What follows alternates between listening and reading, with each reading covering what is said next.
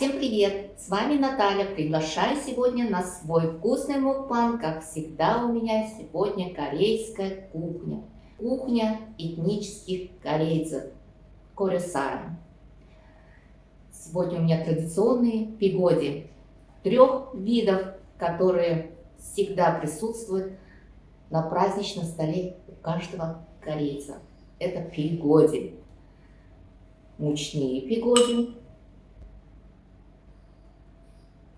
Простые пигоди, крахмальные пигоди и рисовые пигоди.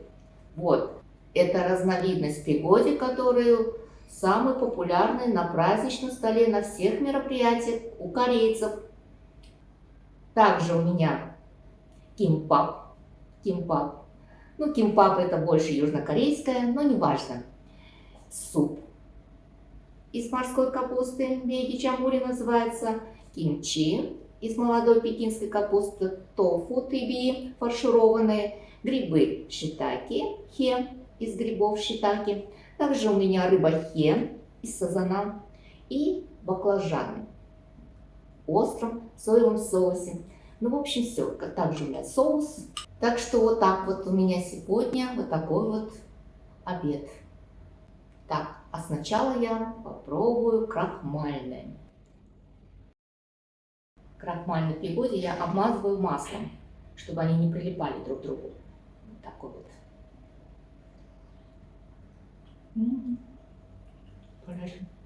Попробуем соевым соусом.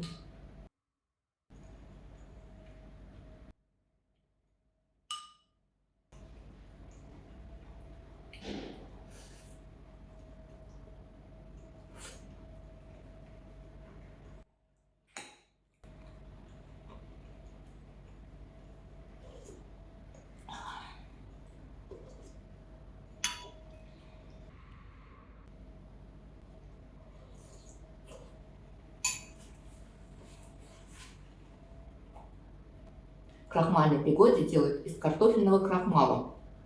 Поэтому он такой прозрачный, красивый. Стеклянным еще его называют.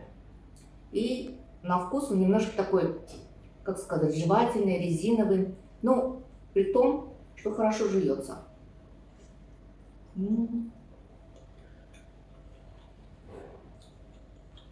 Многим покажется, кто первый раз попробует, не всем нравится.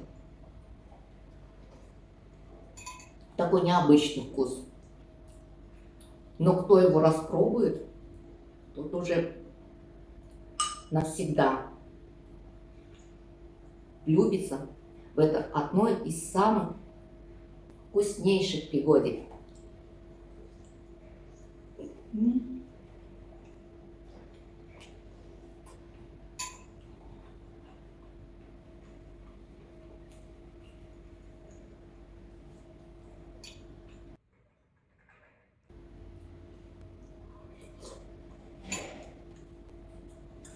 Причем о пигоди крахмальный. Его очень сложно приготовить. Очень сложно на самом деле. Там много нюансов. Но в принципе, если наловчиться, то вполне нормально и быстро вы можете приготовить. Какая проблема у всех? У многих пигоди расходятся крахмальные. Если плохо заварят или еще что-то. Ну, в общем, плохо залепляется. Вот только на это жалуются в основном. Это фаршированный тофу. Тофу фаршированный с мясом. Тоже в махном соусе.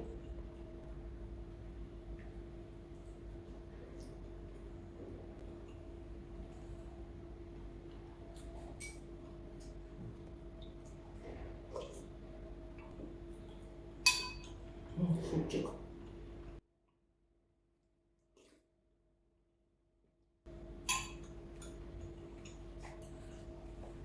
Само по себе тофу безвкусное, поэтому его обжаривают, подают как горячее блюдо в основном. В холодном виде тофу невкусное. кимчи.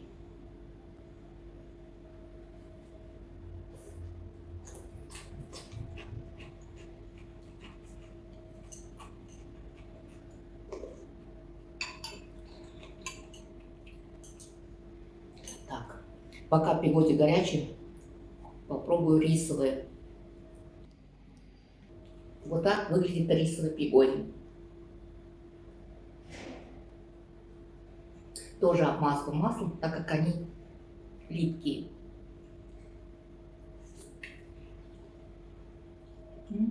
Смотрите, какая начинка. Рисовые пигоди сами по себе необычные. Делают из рисовой муки. Но добавляют немножко чапсари. Корейцы, наверное, это знают. Это рис, это рисовая мука с высокой клейковиной. Если делать пигоди просто из простой рисовой муки, она будет как подошва жесткая. А за счет того, что добавляют немножко специальную муку, она получается вот такой мягкой и долго не обсыхает. Единственный недостаток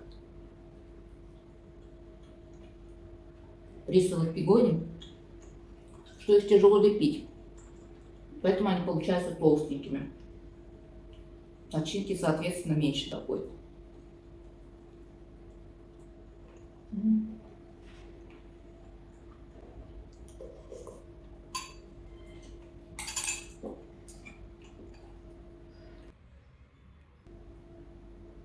Рыбахе.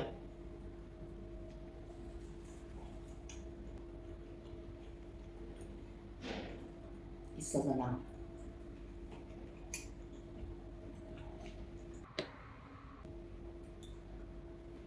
Соус.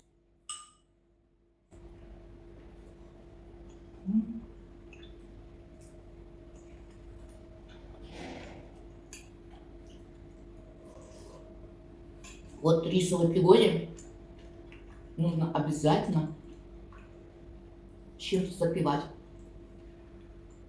Оно прилипает к горлу, такое клейкое, липкое. Поэтому нужно запивать супчиком или водичкой.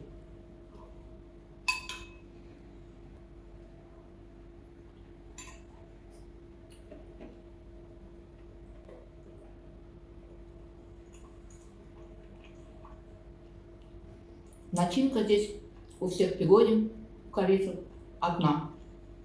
Капуста и мясо.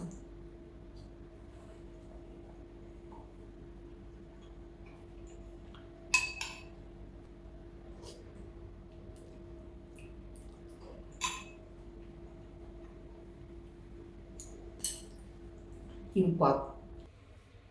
Сделал такой огромный один кимпап. Смотрите.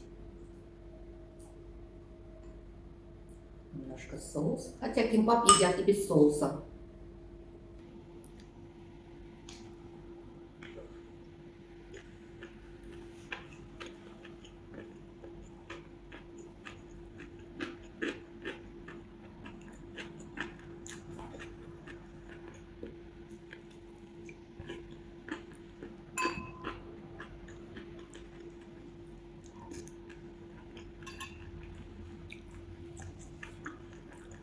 Делал кимпап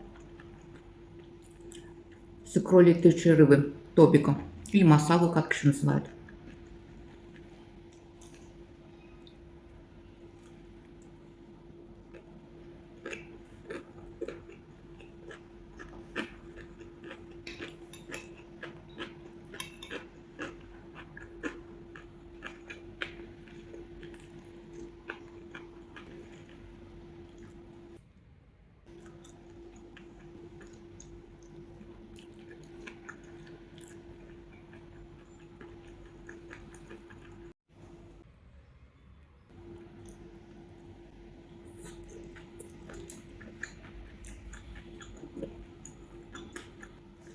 Посмотрите, как он мягенький, пышненький. Начинка сочная.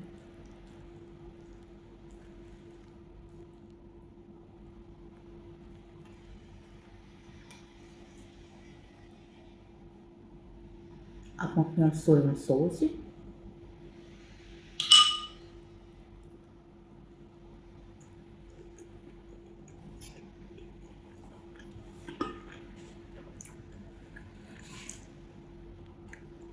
Тесто на классической пигоде делать из простой муки. Туда добавлять только воду, соль и дрожжи. А начинка, как я сказала, одна.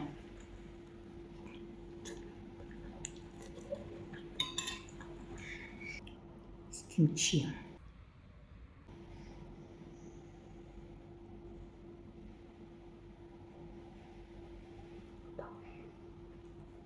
Вместо соуса.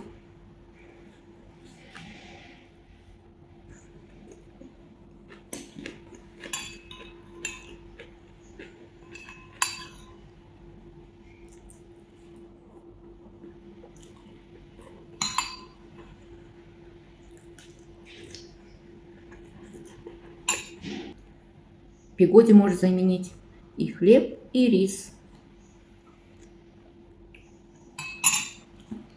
Это кощунственно кушать в пигоде с хлебом или рисом.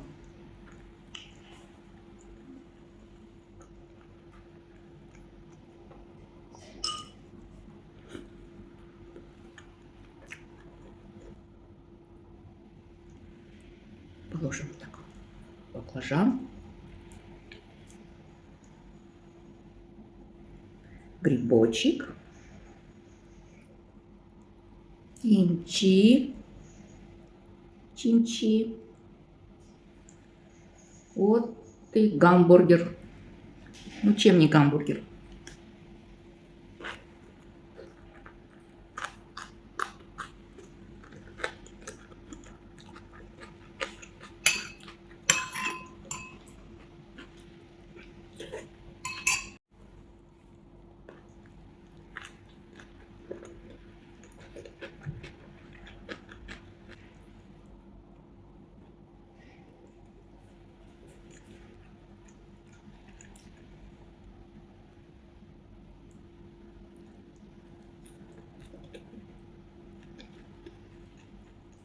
Тем более у меня сегодня есть вот такой вкусный кимбап. Зачем мне рис? Как бутерброд, как пирожки, его не надкусывают. Желательно, чтобы вся эта начинка не вывалилась посередине. Поэтому ее обычно целиком заглатывают. Не знаю, как это у меня получится. Как это у меня получится.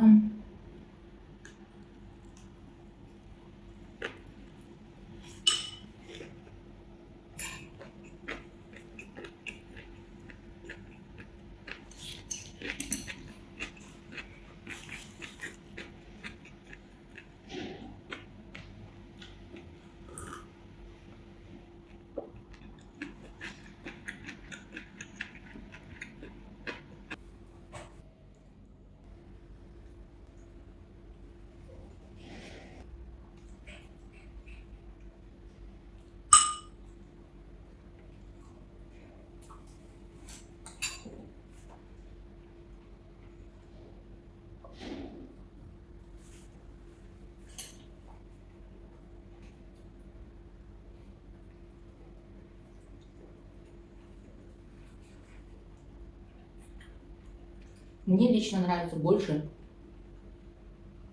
крахмальные пигоди. Не знаю чем. Может, к своей необычностью. Да. Сам по себе крахмал, конечно, безвкусный. Но с сочетанием фарша мясным придает пигоди необыкновенный вкус. Вот реально. Единственное, говорю, его очень тяжело лепить. И не у всех это получается реально.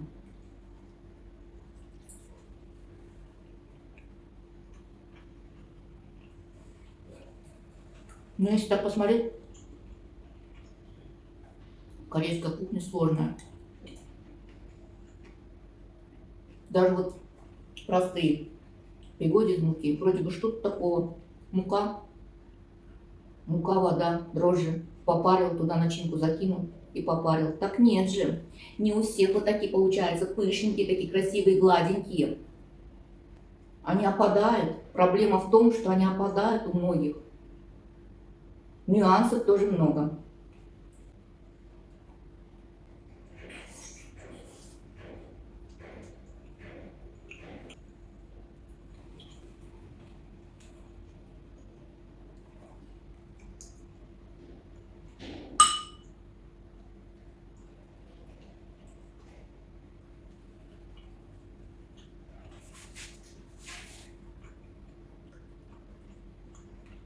Так что пигоди должны быть вот так вот, классические. Капуста, мясо в сыром виде. Мясо при том должно быть нарезанным. Нарезанным обязательно. Не перекрученным через мясорубку, а именно кусочками вот такими, чтобы чувствовался вкус мяса.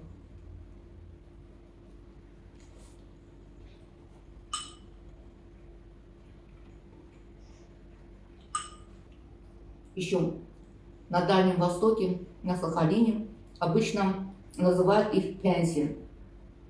Но в Средней Азии называют их пигоди. Это уже пошло испокон веков, наши предки, не знаю, откуда такое название, но в Средней Азии их называют пигодями. Пянси у нас пельмени обычно называли.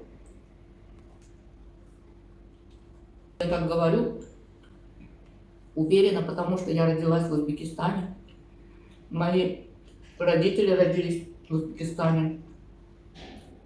Бабушки, дедушки, конечно, из Дальнего Востока.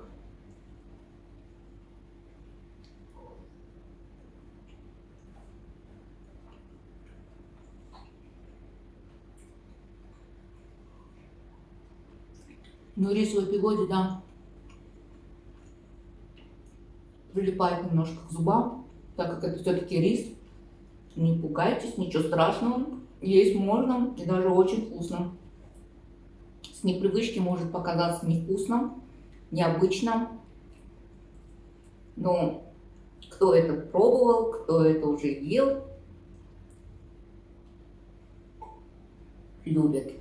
Но обычно люди в возрасте почему-то любят больше рисовые пигоди. Почему? Наверное, потому что они мягкие, более удобно кушать. Вот такие вот пампушечки. Одну съешь и наешься. Хотя у меня муж может съесть их 6 или 8. Вот таких. 6 или 8. Я не буду говорить, сколько я ем.